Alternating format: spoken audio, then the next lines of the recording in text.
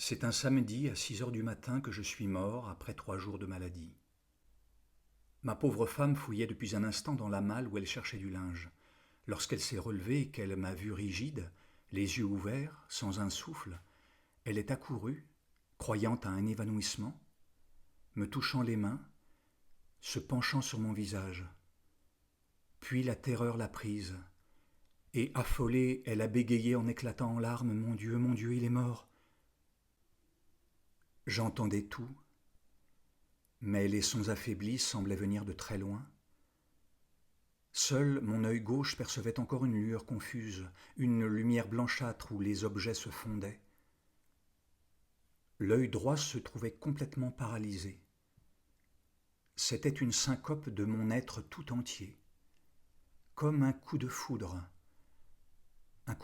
qui m'avait anéanti. Ma volonté était morte, plus une fibre de ma chair ne m'obéissait, et dans ce néant, au-dessus de mes membres inertes, la pensée seule demeurait, lente et paresseuse, mais d'une netteté parfaite.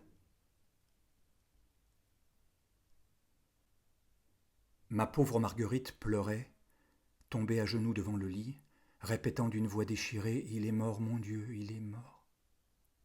Était-ce donc la mort, ce singulier état de torpeur? Cette chair frappée d'immobilité, tandis que l'intelligence fonctionnait toujours? Était-ce mon âme qui s'attardait ainsi dans mon crâne avant de prendre son vol? Depuis mon enfance, j'étais sujet à des crises nerveuses. 2 fois tout jeune, des fièvres aiguës avaient failli m'emporter. Puis, autour de moi, on s'était habitué à me voir maladif. Et moi-même, j'avais défendu à Marguerite d'aller chercher un médecin lorsque je m'étais couché le matin de notre arrivée à Paris, dans cet hôtel meublé de la rue Dauphine. Un peu de repos suffirait.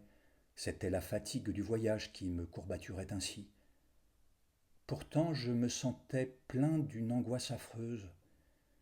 Nous avions quitté brusquement notre province, très pauvre, ayant à peine de quoi attendre les appointements de mon premier mois dans l'administration où je m'étais assuré une place, et voilà qu'une crise subite m'emportait. Était-ce bien la mort?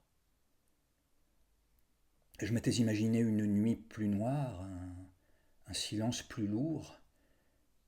Tout petit, j'avais déjà peur de mourir. Comme j'étais débile et que les gens me caressaient avec compassion, je pensais constamment que je ne vivrais pas, qu'on m'enterrerait de bonne heure, et cette pensée de la terre me causait une épouvante à laquelle je ne pouvais m'habituer, bien qu'elle me hantât nuit et jour. En grandissant, j'avais gardé cette idée fixe. Parfois, après des journées de réflexion, je croyais avoir vaincu ma peur. Eh bien, on mourrait, c'était fini. Tout le monde mourrait un jour, rien ne devait être plus commode ni meilleur. J'arrivais presque à être gai. Je regardais la mort en face. Puis, un frisson brusque me glaçait, me rendait à mon vertige, comme si une main géante m'eût balancé au-dessus d'un gouffre noir. C'était la pensée de la terre qui revenait et emportait mes raisonnements. Que de fois la nuit je me suis réveillé en sursaut, ne sachant quel souffle avait passé sur mon sommeil, joignant les mains avec désespoir, balbutiant: mon Dieu, il faut mourir. Une anxiété me serrait la poitrine. La nécessité de la mort me paraissait plus abominable dans l'étourdissement du réveil. Je ne me rendormais qu'avec peine. Le sommeil m'inquiétait, tellement il ressemblait à la mort. Si j'allais dormir toujours, si je fermais les yeux pour ne les rouvrir jamais. J'ignore si d'autres ont souffert de ce tourment. Il a désolé ma vie. La mort s'est dressée entre moi et tout ce que j'ai aimé. Je me souviens des plus heureux instants que j'ai passés avec Marguerite. Dans les premiers mois de notre mariage, lorsqu'elle dormait la nuit à mon côté, lorsque je songeais à elle en faisant des rêves d'avenir, sans cesse l'attente d'une séparation fatale gâtait mes joies, détruisait mes espoirs. Il faudrait nous quitter, peut-être demain, peut-être dans une heure, Un immense découragement me prenait. Je me demandais à quoi bon le bonheur d'être ensemble, puisqu'il devait aboutir à un déchirement si cruel. Alors mon imagination se plaisait dans le deuil. Qui partirait le premier, elle ou moi? Et l'une ou l'autre alternative m'attendrissait aux larmes en déroulant le tableau de nos vies brisées. Aux meilleures époques de mon existence, j'ai eu ainsi des mélancolies soudaines que personne ne comprenait. Lorsqu'il m'arrivait une bonne chance, on s'étonnait de me voir sombre. C'était que, tout d'un coup, l'idée de mon néant avait traversé ma joie. Le terrible à quoi bon?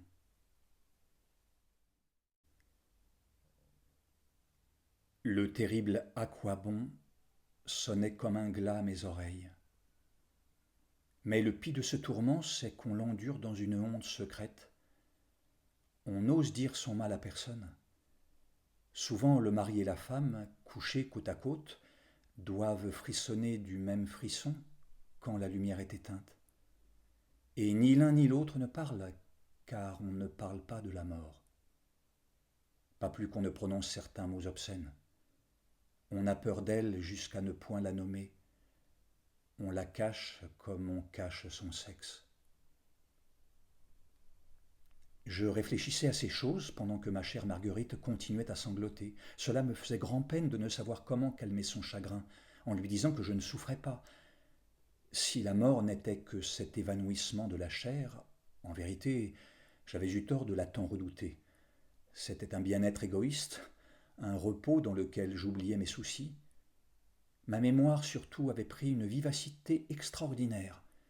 Rapidement, mon existence entière passait devant moi, ainsi qu'un spectacle auquel je me sentais désormais étranger. Sensation étrange et curieuse qui m'amusait, on aurait dit une voix lointaine qui me racontait mon histoire. Il y avait un point de campagne près de Guérande, sur la route de Piriac, dont le souvenir me poursuivait. La route tourne, un petit bois de pins descend à la débandade, une pente rocheuse.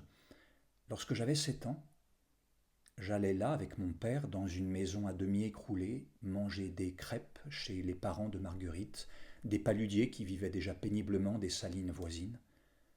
Puis je me rappelais le collège de Nantes, où j'avais grandi dans l'ennui des vieux murs, avec le continuel désir du large horizon de Guérande, les marais salants à perte de vue au bas de la ville, et la mer immense, étalée sous le ciel. Là, un trou noir se creusait, mon père mourait, j'entrais à l'administration de l'hôpital. Comme employé, je commençais une vie monotone, ayant pour unique joie mes visites du dimanche à la vieille maison de la route de Piriac. Les choses y marchaient de mal en pis, car les salines ne rapportaient presque plus rien, et le pays tombait à une grande misère. Marguerite n'était encore qu'une enfant. Elle m'aimait parce que je la promenais dans une brouette. Mais plus tard, le matin où je la demandai en mariage, je compris, à son geste effrayé, qu'elle me trouvait affreux.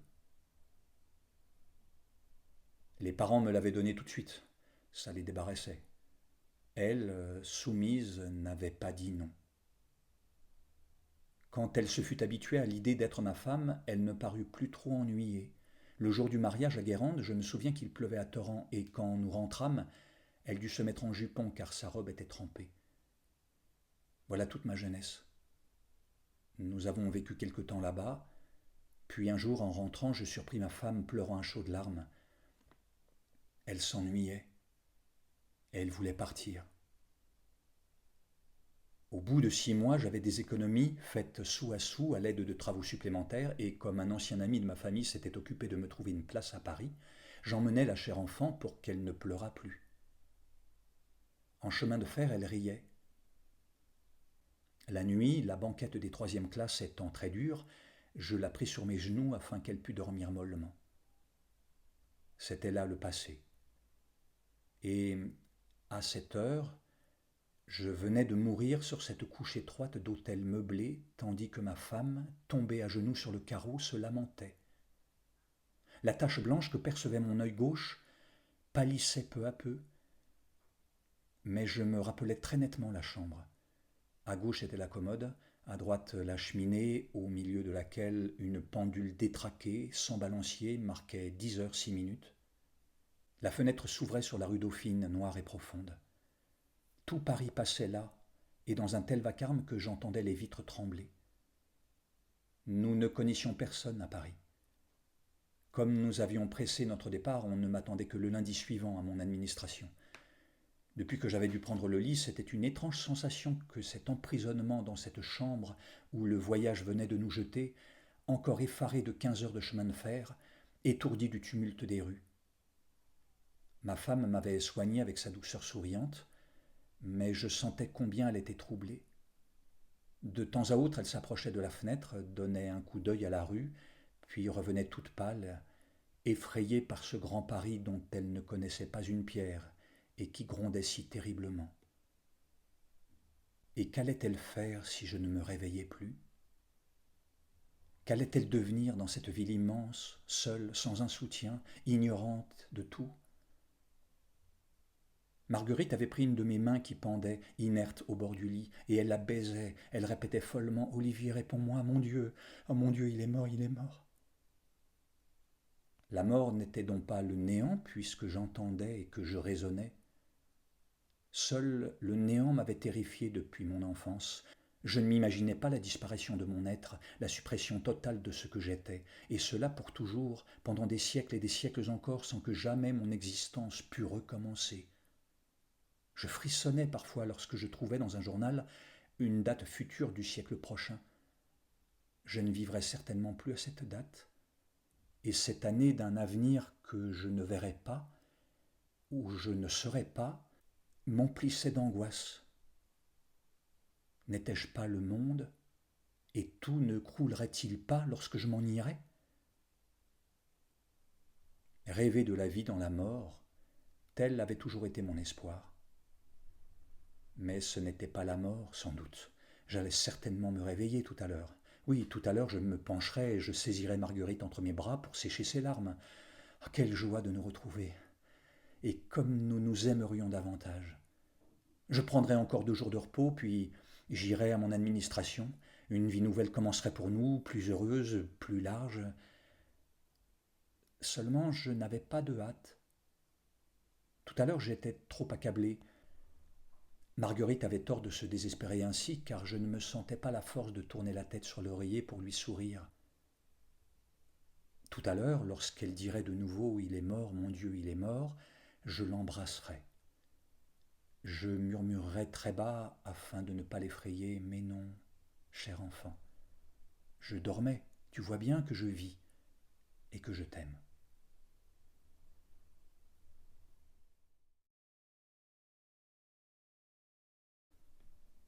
Au cri que Marguerite poussait, la porte avait été brusquement ouverte, et une voix s'est écriée: Qu'y a-t-il donc, ma voisine? Encore une crise, n'est-ce pas?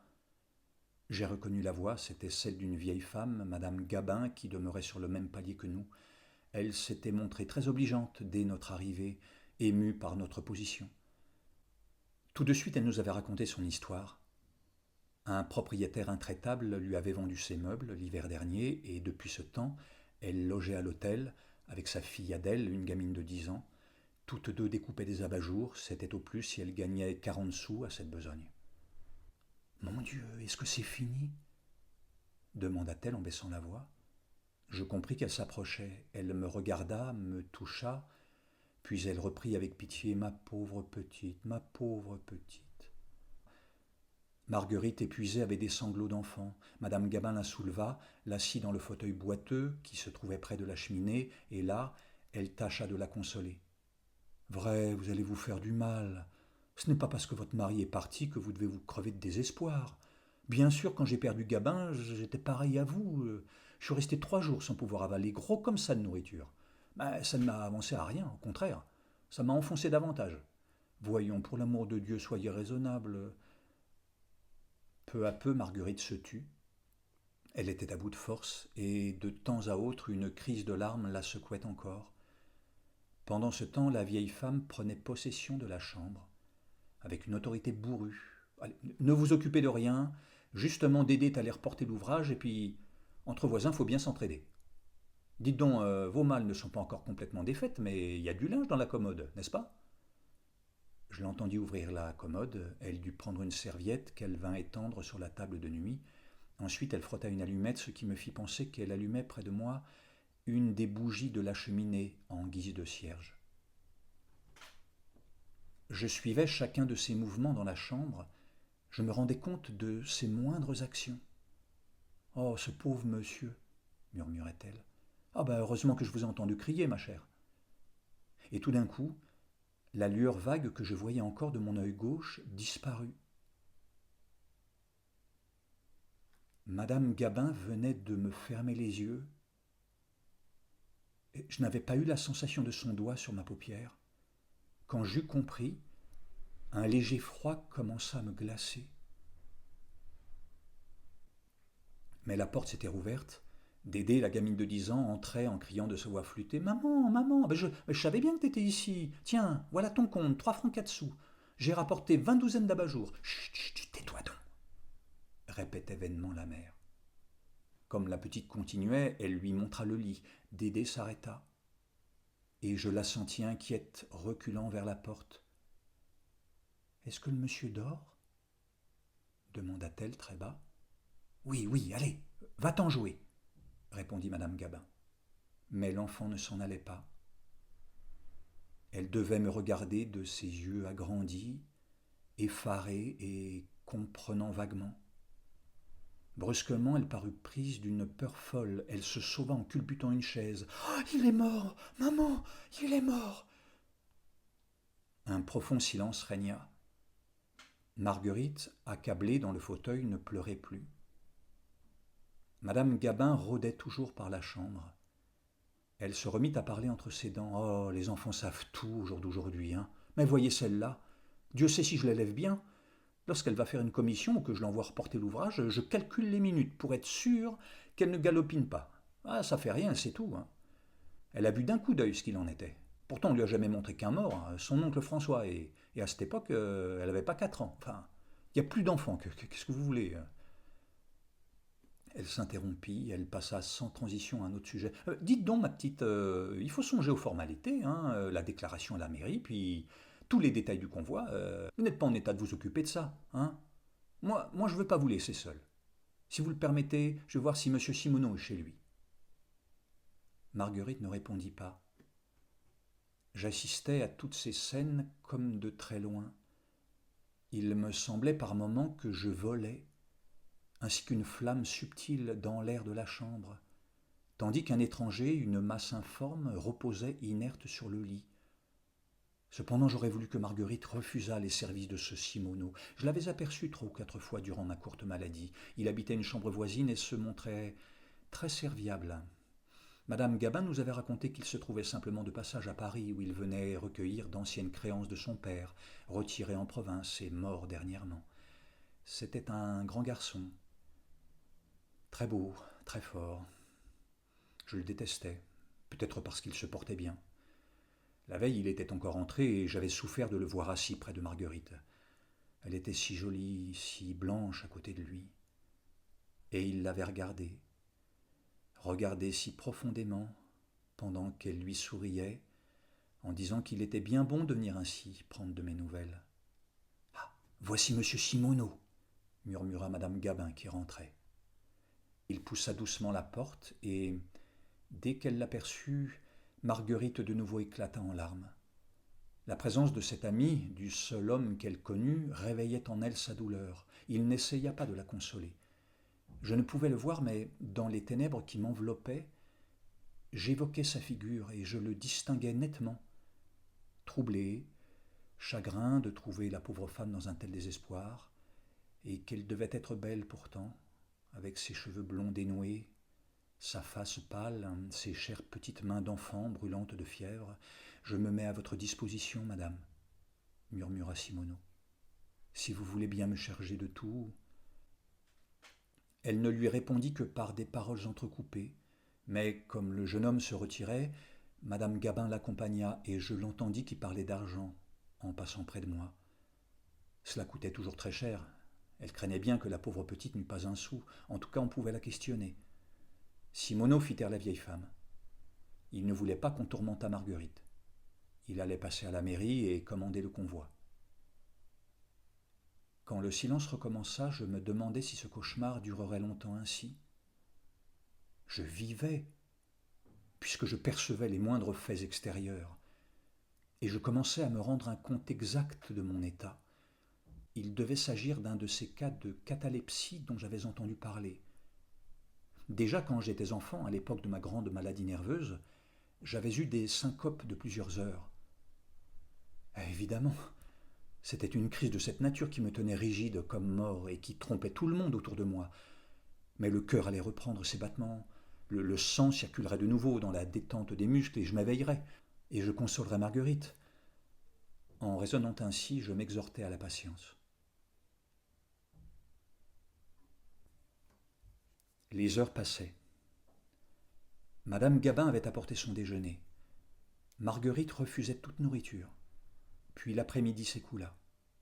Par la fenêtre laissée ouverte montaient les bruits de la rue Dauphine. Un léger tintement du cuivre du chandelier sur le marbre de la table de nuit, il me sembla qu'on venait de changer la bougie. Enfin, Simoneau reparut. Eh bien, lui demanda à mi-voix la vieille femme. Tout est réglé, répondit-il. Le convoi est pour demain 11h. Ne vous inquiétez de rien et ne parlez pas de ces choses devant cette pauvre femme. Madame Gabin reprit quand même. Le médecin des morts n'est pas venu encore. Simoneau alla s'asseoir près de Marguerite, l'encouragea et se tut. Le convoi était pour le lendemain 11h. Cette parole retentissait dans mon crâne comme un glas. Et ce médecin qui venait point, ce médecin des morts, comme le nommait Madame Gabin, lui verrait bien tout de suite que j'étais simplement en léthargie. Il ferait le nécessaire, il saurait m'éveiller. Je l'attendais dans une impatience affreuse. Cependant, la journée s'écoula. Madame Gabin, pour ne pas perdre son temps, avait fini par rapporter ses abat-jours. Même après en avoir demandé la permission à Marguerite, elle fit venir Dédé, parce que, disait-elle, elle n'aimait guère laisser les enfants longtemps seuls. « Allons, entre !» murmura-t-elle en amenant la petite. « Et ne fais pas la bête, hein ? Ne regarde pas de ce côté, ou t'auras affaire à moi. » Elle lui défendait de me regarder. Elle trouvait cela plus convenable. Dédé, sûrement, glissait des coups d'œil de temps en temps. Car j'entendais sa mère lui allonger des claques sur les bras. Elle lui répétait furieusement « Travaille ou je te fais sortir. Et cette nuit, le monsieur ira te tirer les pieds. » Toutes deux, la mère et la fille, s'étaient installées devant notre table. Le bruit de leurs ciseaux découpant les abat-jours me parvenait distinctement. Cela, très délicat, demandait sans doute un découpage compliqué car elles n'allaient pas vite. Je les comptais un à un pour combattre mon angoisse croissante. Et dans la chambre, il n'y avait que le petit bruit des ciseaux. Marguerite, vaincue par la fatigue, devait être assoupie. À deux reprises, Simoneau se leva. L'idée abominable qu'il profitait du sommeil de Marguerite pour effleurer ses lèvres, ses cheveux, me torturait. Je ne connaissais pas cet homme, et je sentais qu'il aimait ma femme. Un rire de la petite Dédé acheva de m'irriter. « Mais pourquoi ris-tu, imbécile ?» lui demanda sa mère. « Mais non, je vais te mettre sur le carré. »« Non mais voyons, réponds, qu'est-ce qui te fait rire ?» L'enfant balbutiait. Elle n'avait pas ri, elle avait toussé.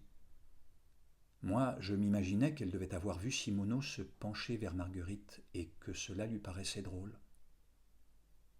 La lampe était allumée lorsqu'on frappa. « Ah, voici le médecin, » dit la vieille femme. C'était le médecin, en effet. Il ne s'excusa même pas de venir si tard. Sans doute il avait eu bien des étages à monter dans la journée. Comme la lampe éclairait très faiblement la chambre, il demanda « Le corps est ici ?»« Oui, monsieur, » répondit Simoneau. Marguerite s'était levée, frissonnante. Madame Gabin avait mis Dédé sur le palier parce qu'un enfant n'a pas besoin d'assister à ça. Et elle s'efforçait d'entraîner ma femme vers la fenêtre afin de lui épargner un tel spectacle. Pourtant, le médecin venait de s'approcher d'un pas rapide. Je le devinais fatigué, pressé, impatienté. M'avait-il touché la main ? Avait-il posé la sienne sur mon cœur ? Je ne saurais le dire, mais il me sembla qu'il s'était simplement penché d'un air indifférent. « Voulez-vous que je prenne la lampe pour vous éclairer ?» offrit Simoneau avec obligeance. Non, inutile, dit le médecin tranquillement. Comment inutile? Cet homme avait ma vie entre les mains et il jugeait inutile de procéder à un examen attentif. Mais Mais je n'étais pas mort. J'aurais voulu crier que je n'étais pas mort. À quelle heure est-il mort? Reprit-il. À 6 heures du matin, répondit Simoneau. Une furieuse révolte montait en moi, dans les liens terribles qui me liaient. Ne pouvoir parler, ne pouvoir remuer un membre. Le médecin ajouta: Oh, ce temps lourd et mauvais, rien n'est fatigant comme ces premières journées de printemps. Et il s'éloigna. C'était ma vie qui s'en allait. Des cris, des larmes, des injures m'étouffaient, déchiraient ma gorge convulsée, où ne passait plus un souffle. Oh, le misérable dont l'habitude professionnelle avait fait une machine, et qui venait au lit des morts avec l'idée d'une simple formalité à remplir. Il ne savait donc rien, cet homme. Toute sa science était donc menteuse, puisqu'il ne pouvait d'un coup d'œil distinguer la vie de la mort, et il s'en allait. Et il s'en allait. Bonsoir, monsieur, dit Simoneau. Il y eut un silence. Le médecin devait s'incliner devant Marguerite, qui était revenue pendant que madame Gabin fermait la fenêtre, puis il sortit de la chambre. J'entendis ses pas qui descendaient l'escalier. Allons, c'était fini. J'étais condamné. Mon dernier espoir disparaissait avec cet homme. Si je ne m'éveillais pas avant le lendemain 11 heures, on m'enterrerait vivant. Et cette pensée était si effroyable que je perdis conscience de ce qui m'entourait. Ce fut comme un évanouissement dans la mort elle-même. Le dernier bruit qui me frappa fut le petit bruit des ciseaux de madame Gabin et de Dédé. La veillée funèbre commençait. Personne ne parlait plus. Marguerite avait refusé de dormir dans la chambre de la voisine. Elle était là, couchée à demi au fond du fauteuil, avec son beau visage pâle, ses yeux clos dont les cils restaient trempés de larmes, tandis que, silencieux, dans l'ombre, assis devant elle, Simoneau la regardait.